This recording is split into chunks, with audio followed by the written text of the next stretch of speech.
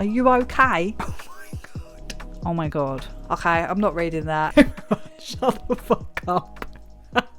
Hi, hello, I'm Natalie, and in today's video we are going to be roasting my favourite books, my 5-star books, my beloveds. I'm going to go through Goodreads, and for every book that I've given 5 stars, I'll tell you why I loved it, and then we'll read some 1-star reviews for the shits and gigs, you know. If you're new here, I post twice weekly, usually a mix of sit down videos like this, reading vlogs, etc. So if you're into bookish things, please don't forget to subscribe. I'd love to have you. And even if you don't want to subscribe right now, if you could like this video and comment, even share, it would really help a new channel like mine. Thank you in advance.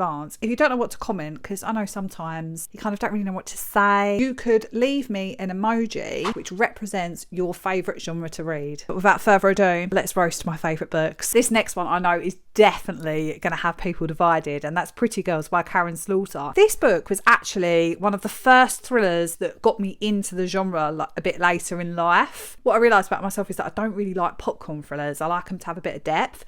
And Karen Slaughter fleshes out her characters really well, but you have to be in the mood for a long book and also a disturbing book. She writes the most messed up things in her books, but they are so entertaining, and I loved this one so much. So my review, which I wrote, I don't even know when I wrote this, must be about 2 years ago. You know when you're watching a crime drama series and you just need to binge it because it's so good? That's how I felt about this book. It's the first thriller I've ever rated 5 stars. The plot, the characters and the writing was incredible. I could not put this down, hence why I'm writing a review at 3 a.m. Oh, Natalie. The characters were so layered and nuanced that they felt real, imperfectly so. This is mainly written in third-person narration and head hops between the protagonists. It worked so well, and I really clicked with the writing style. The ending was excellent and so satisfying, and the epilogue actually had me feeling a bit emosh. Highly recommend. And then 5 stars. Oh, so cute. I read that in August of 2023 and I read it in 3 days apparently. Let's read some of the 1-star reviews. I did have a little peek and oh my god, this one, it's all fun and games until someone gets waterboarded. My eyes were rolling so hard at some of the twists that I was afraid I wouldn't be able to read again. I loved the twists. They were so good. With Karen Slaughter, you know, there just seems to be no limit. You never know how far she's going to go. This was the most horrible book ever written. I would not recommend this to anyone. Fair. This reviewer said, Karen Slaughter, are you okay? This book is the most twisted thing I've ever read. I'm a tad concerned about how she came up with this. It is so messed up. But if I saw that review, I would immediately download. So I don't know what that says about me. See, most of these are just saying that they didn't enjoy like the graphic nature of the book, which I can understand because it is a lot, but I'm looking for the funny ones, you know. I have never used this word in a sentence, but I'm so excited to do so. The first chapter was bloody and vulgar. The second turned into piffle. I will not finish this book. Good for you. If you're not enjoying it, life is too short. Piffle. I don't actually know what that means. Definitely sounds like a British word. Piffle apparently means informal. No, it doesn't. It means nonsense. So the example that it actually gives is, it's an absolute piffle to say that violence is okay. How very ironic considering the reviews we were just reading. Some of these reviews are absolute gold, but this is the last one for this book. Reconnecting with nature after whatever the fuck that was. Yeah, you do feel like you need to touch some grass after you've read a Karen Slaughter. My god. This next book was even more recent. No, it wasn't that recent. It was a year ago, May in 2024, and that's I Have Never Known Men by Jacqueline Hartman. So this is like a literary dystopian speculative type of book. It's very short. I can't remember exactly how many pages, but not many, 150 maybe. And my review is, if there were no men, would the world be a more peaceful place, or would it be our downfall? What makes us human? Our ability to love, to cohabit, to care, to learn, or to hope? I picked this up today, listened to the audio and read along with one hand covering my mouth and a lump in my throat. Everyone should read this book. It's a masterpiece. How very dramatic of me. Did really, really love this book. There are 38 women and 1 girl who are locked in a cage. They've got no idea what they're doing there. They don't remember anything from before.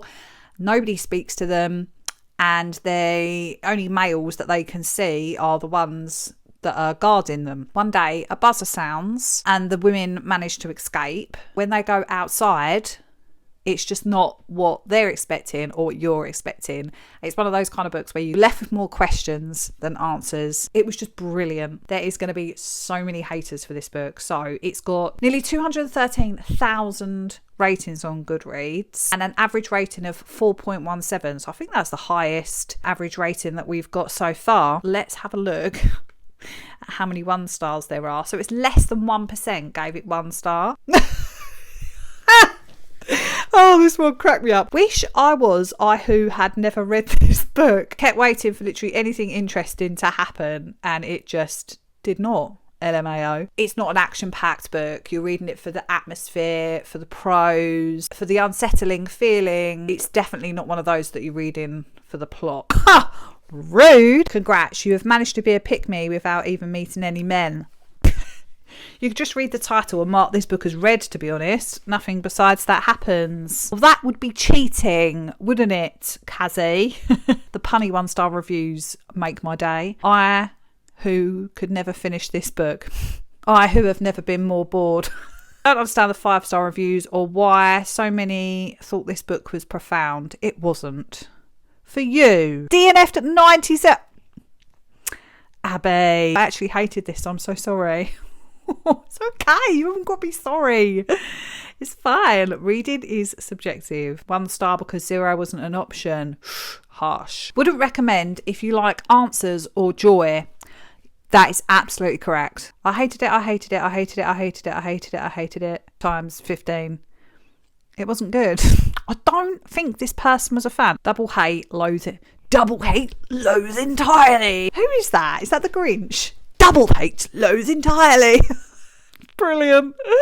Hate, double hate. People are literally quoting the Grinch on here. Cue the you didn't get it, and that's the whole point. If the whole point was to bore me out of my mind and not care about a single character, then success. It wasn't even bleak enough to label the bleakness and despair as the point. It was just tedious. Yeah, I don't think that's the whole point and you didn't get it. Like, different people like different things, and that's absolutely fine. That was fun. It was very funny, actually. I Have Never Known Men has actually got more 5-star ratings than any other rating on here. So that is pretty impressive. So it does seem to be appreciated pretty broadly across readers that use Goodreads anyway. The first book I gave 5-star to in 2025 was Once There Were Wolves by Charlotte McConaughey. This has an average Goodread rating of 4.9. So it's obviously beloved by many, many people. There is over 100,000 ratings and 13,000 reviews, which is impressive. Charlotte McConaughey, if you haven't read anything from her before, she writes cli-fi, which is like climate fiction. So this one itself does have a thriller-esque theme to it. It is following 2 sisters. They move to the remote Scottish Highlands to reintroduce wolves into the wild. It has a lot of social commentary around climate change and nature, the environment. Her writing is absolutely stunning and feels so heartfelt and a little bit dystopian-esque. More so, I would say, in Migrations, which is the first book I read of hers. This one has been categorised on Goodreads as fiction, mystery, thriller. Let's have a look at my review first of all. So I read this on the 8th of January, gave it 5 stars, and I kept it simple with stunning, atmospheric and thrilling. Loved. A woman of many words, as you can tell. Let's have a look at the 1 stars. Only 1% of readers gave this book 1 star, but that's still over 1,000 people hated this book with a vengeance. Oh my God. An absolute essay.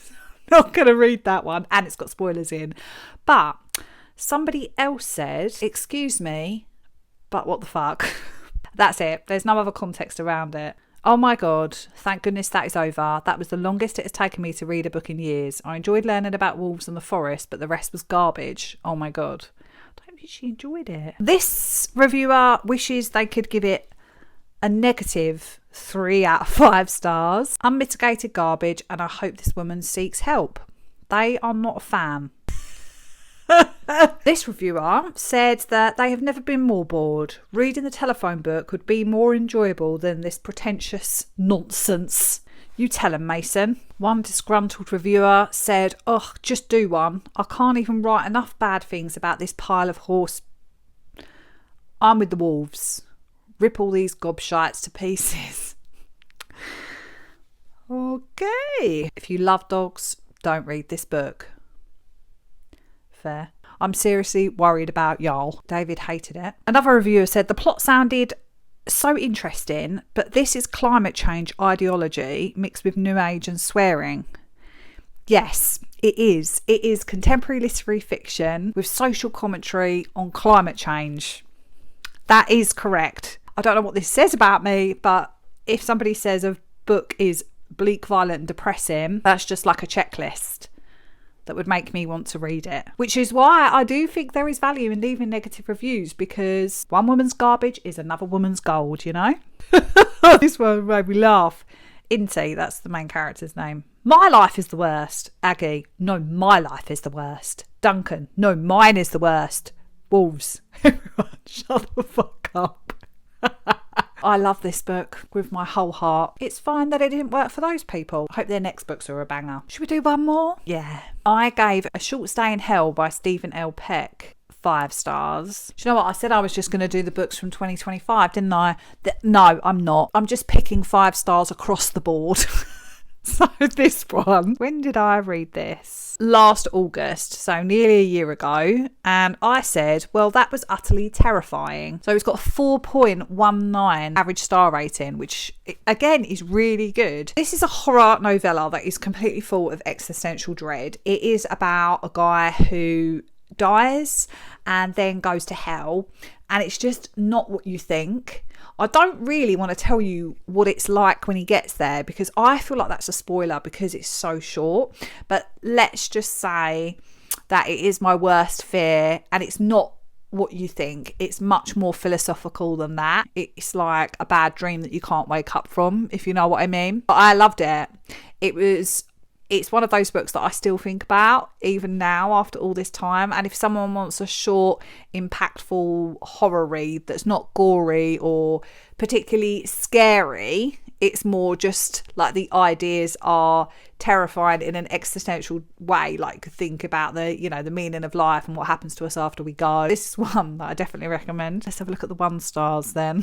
This is the least amount of 1-star reviews we've had, so it's not as polarizing as the other books. 41% of people agreed that it was a 5-star read, and less than 1% hate it and think it's a 1-star read, so 269 people. Maybe the real Short Stay in Hell was reading the book itself all along. It's bizarre that this book has a 4.2 rating. Very wild behaviour. Wild behaviour. Veronica said, so that's it? Fair. Hell is boring, and so is this book.